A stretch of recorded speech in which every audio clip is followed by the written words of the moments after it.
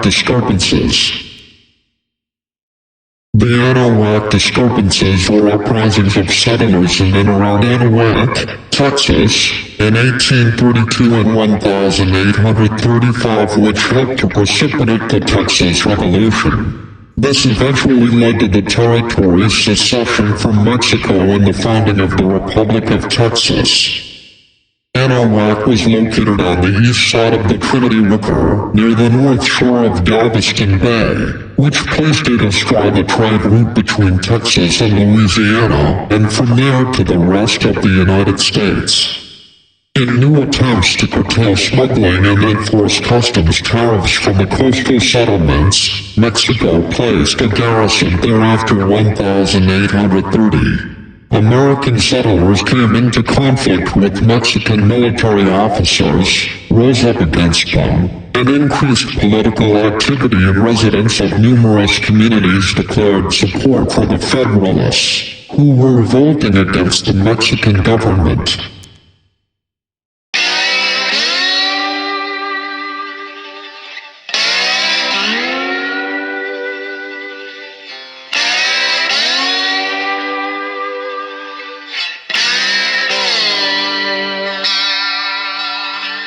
After Mexico gained independence from Spain, it legalized immigration from the United States. Empresarios were granted contracts to settle immigrants from the United States and Europe in Mexican Texas. As the number of Americans living in Texas increased, Mexican authorities began to fear the United States would want to annex Texas. On April 6, 1830, the Mexican government passed a series of laws restricting immigration from the United States into Texas. The laws also canceled all unfilled impresario contracts and established customs houses in Texas to enforce the collection of customs duties. Mexican military officer Juan Davis Bradburn, formerly an American citizen, was appointed commander of a new customs and garrison post on Galveston Bay. In October 1830, Bradburn established a post atop a 30 feet, 9.1 meters, bluff at the entrance to the Trinity River. The post became known as Anahuac. Bradburn was unpopular from the beginning of his tenure with those seeking to expand the Anglo-American presence in Texas. He opposed the efforts of the state land commissioner to grant titles to settlers who lived near Anahuac. The Mexican Constitution of 1824 prohibited immigrants from settling within 26 miles, 42 kilometers of the coast, and most of these settlers lived too close to the coast. Although the commissioner was finally able to grant the titles, Anglo settlers were angry with Bradburn for enforcing Mexican law. In January 1832, Bradburn received a letter listing 10 men in his jurisdiction who wanted to separate Texas from Mexico. From that point onward, Bradburn became increasingly obsessed about the Anglo-Americans and their intentions, believing that every event was part of a conspiracy to detach Texas. In June 1832, two of Bradburn's soldiers attacked an Anglo woman settler. Angry settlers tarred and feathered a neighbor who had failed to aid her. They demanded for Bradburn to turn over the soldiers for a similar punishment. After Bradburn refused, local men organized the Texan Militia Company, supposedly to protect the settlement from the Indians. Mexican law forbade residents from creating militias, and so Bradburn arrested the ringleader, Patrick Jack. After Bradburn received death threats, he released Jack. In 1852 Prelude. Tensions between Bradburn and the colonists escalated. Bradburn strongly supported the Mexican law forbidding slavery. In August 1831 he gave asylum to 3 men who had escaped slavery in Louisiana. The owner retained local lawyer William Barrett Travis to represent him in trying to get the slaves returned. In May 1832, Bradburn received a letter, ostensibly from a friend, warning that 100 armed men would come from Louisiana to reclaim the slaves. When Bradburn realized that the letter was a hoax, he arrested William Barrett Travis for questioning. He intended to send Travis to Matamoros for a military trial on charges of attempted insurrection to separate the territory from Mexico.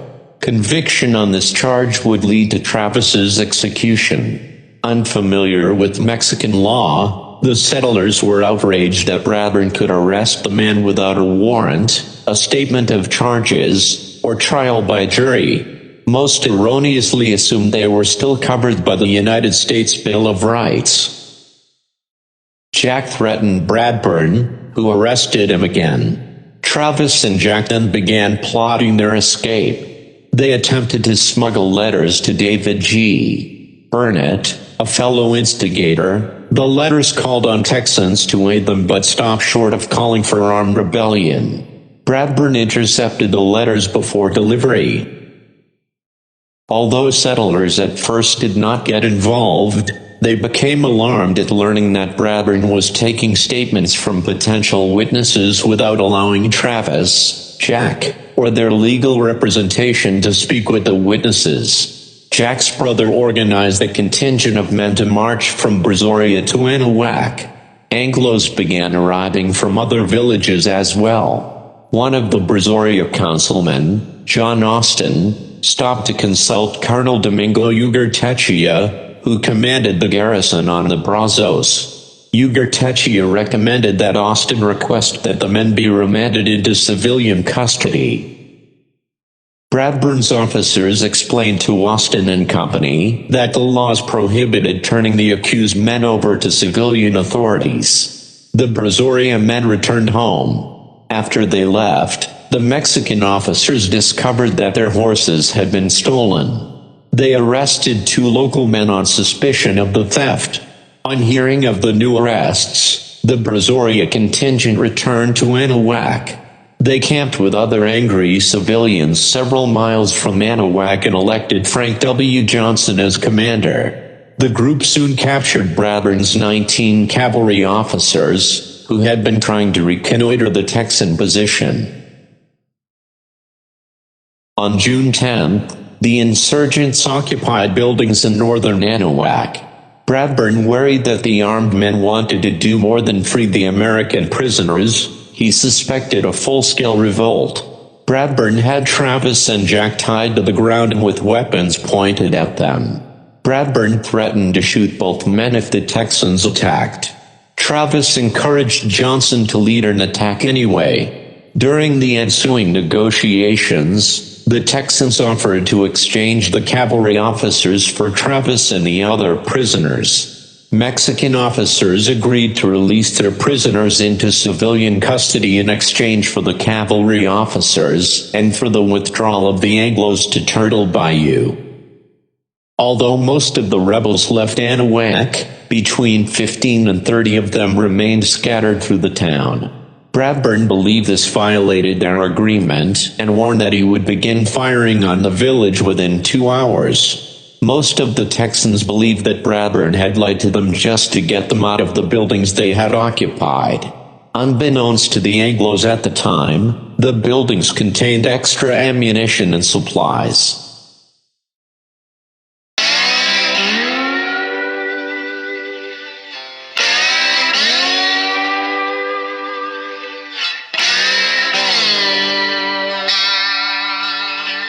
Souls recycling.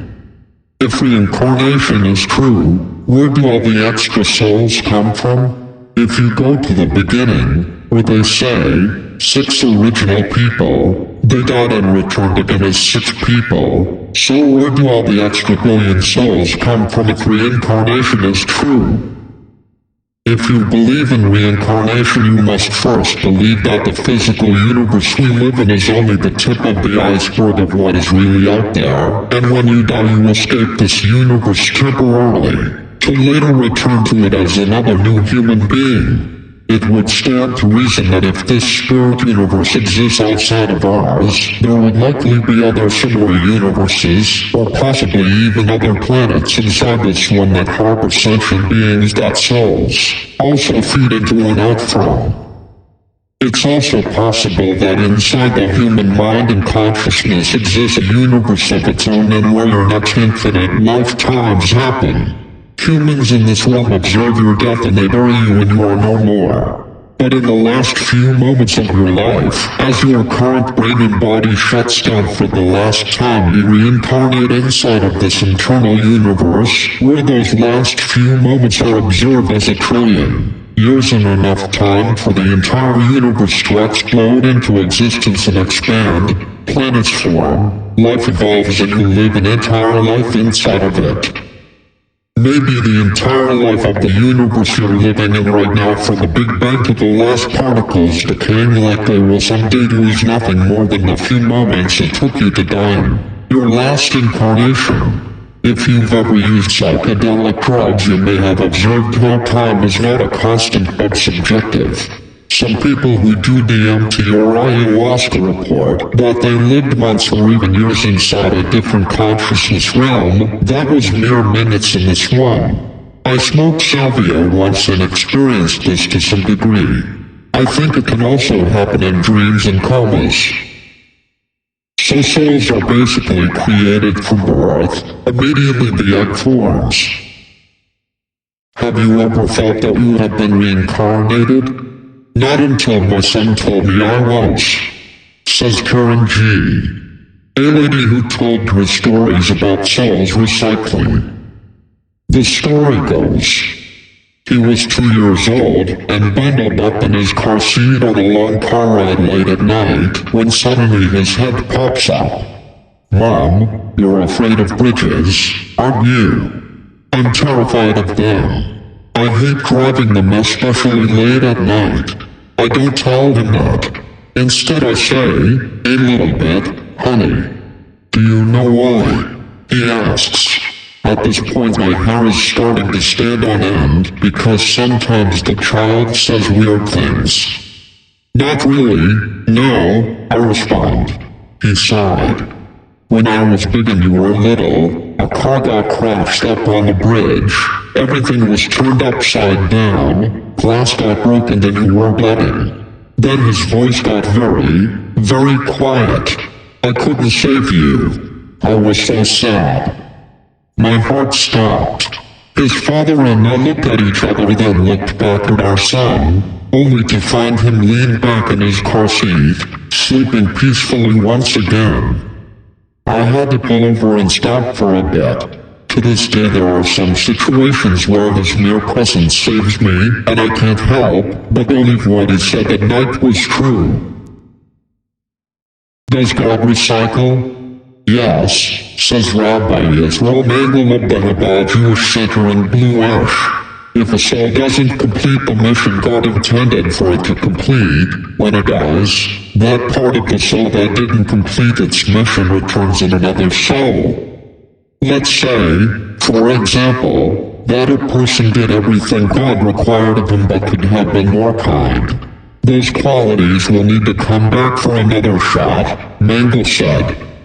God creates the world, but he leaves part of it unfinished, Mangel said. He chooses each of us to be partners in finishing it. Well, seems like the Jewish knows everything about the world that the world doesn't know.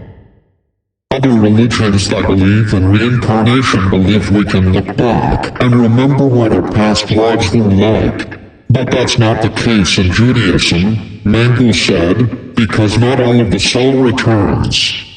When we don't complete the mission God gives us on earth, he said, rather than condemning us to punishment, God gives us another chance. The part of the soul that did complete its mission remains in heaven with God, but the part that didn't returns to earth to complete the mission. Anyone who's a student of Jewish mysticism believes this, he added. Another story of souls recycling goes. When my youngest daughter was about 2, she started talking about going to the beach. and how much she loved it. We live in the Arizona desert. She had never been to a beach. We didn't have TV, so she hadn't seen it on a show. Knowing others who have experienced things like this, I went with it. I asked her to describe it, and she did. The sand, waves, seagulls. I asked her when she was at the beach. She said, back before you were my mommy, before I died. I asked her, how did you die? I was hiding under some stairs. It was dark. I heard, and then I died.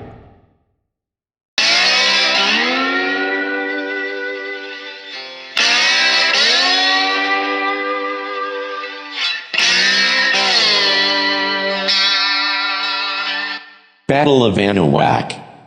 After hearing Bradburn's warning, the women and children of Anahuac fled the town. Mexican soldiers briefly engaged the men who remained. 5 Mexican soldiers and 1 Texan died in the conflict. After the skirmish, the remaining Texans gathered at Turtle Bayou to await the arrival of cannons coming from Brazoria. On June 5th, the Texans adopted the Turtle Bayou Resolutions. In this document, they announced they were Federalists who supported rebellious Mexican General Antonio Lopez de Santa Anna. They decried the present dynasty that kept them under military rather than civil authority. While the Texans waited for their artillery, Bradburn appealed for reinforcements from Colonel Piedras, stationed at Nacogdoches 200 miles, 320 kilometers north, and Colonel Ilasa at San Antonio, about 300 miles, 480 kilometers to the west. On June 19th, Piedras and about 100 of his men set out to support Bradburn. John Austin and his men returned to Brazoria for the cannons. On June 20th, he called the residents together, and they voted to oppose the centralist government. Austin invited Colonel Domingo Ugartechea, who commanded the small Fort Velasco on the Brazos, to join their cause. After Ugartechea refused, on June 26 the Brazoria residents attacked the fort. The action became known as the Battle of Velasco. The next morning, Ugartechea surrendered under an agreement that he and his men would return to Matamoros, but leave their artillery behind. When Piedras was within 30 miles, 48 kilometers of Anahuac, he sent a delegation to Johnson, who provided him with a list of grievances against Bradburn. Piedras negotiated a resolution of the conflict. Among the measures to which he agreed were to re-establish the Ayuntamiento at liberty, to release the civilian prisoners at Anahuac to civilian authorities, to have Bradburn resign in favor of an officer of his choice. With Texans' acceptance of the terms on June 28, Piedras marched to Anahuac on July 1st. Aftermath. Bradburn's chosen successor, Lieutenant Colonel Felix Maria Suberin, refused to take his place. Piedras took temporary command of the garrison. On July 2nd, he released the prisoners to the civilian authorities. Within a week they were released with no charges filed. On July 8th, Piedras left for Nacogdoches. He gave command of the Anahuac garrison to Lieutenant Cortina, previously the third in command. 3 days after Piedras left, the bulk of the Anahuac troops declared themselves Federalists. The troops were drunk, and Cortina, unable to maintain order, asked Bradburn to resume command.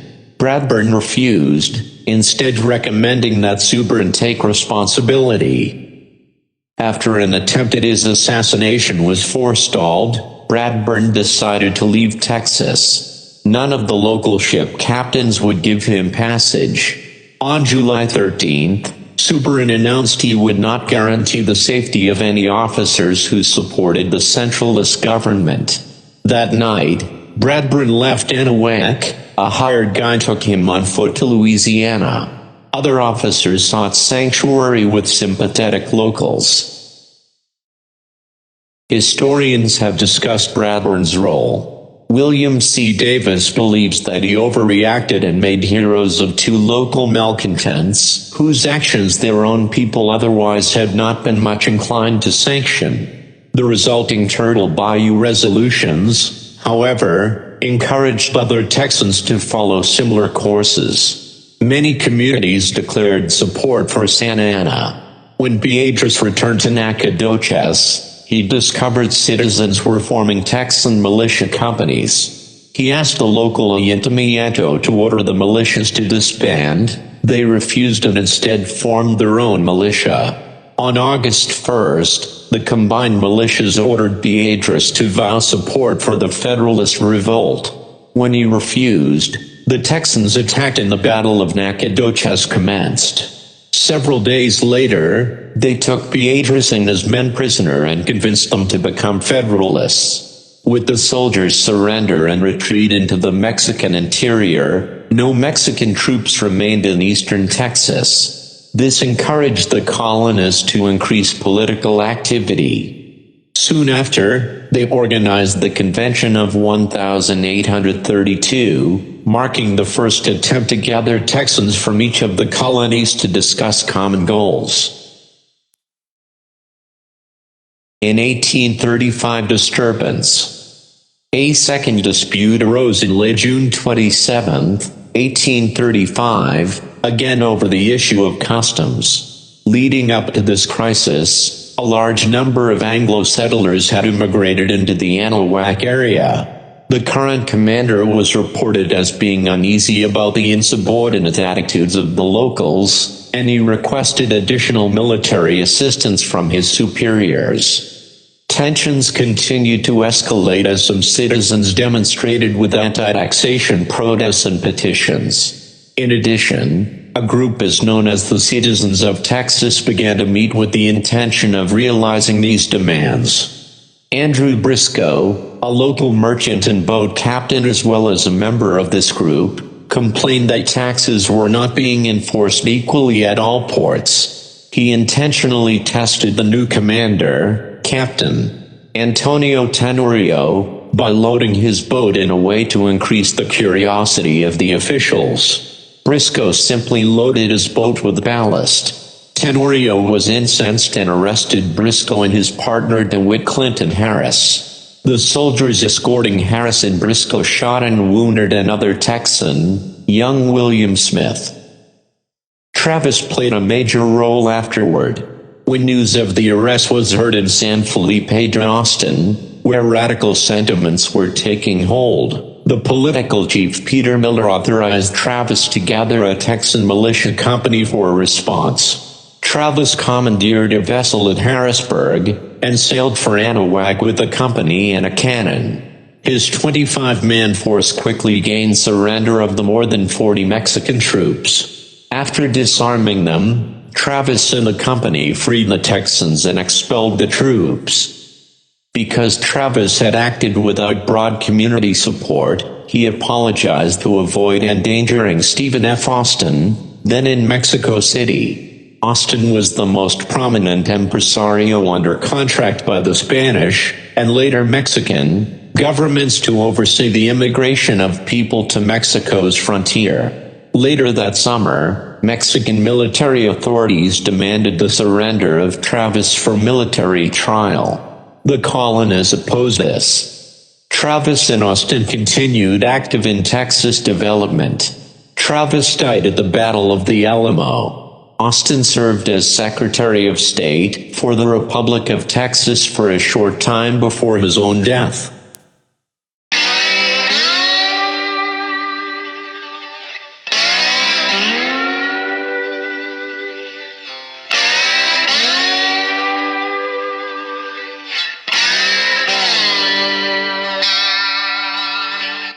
Justification of the Anahuac disturbances event has always been about the Mexican wanting to be part of the United States aggrandizement.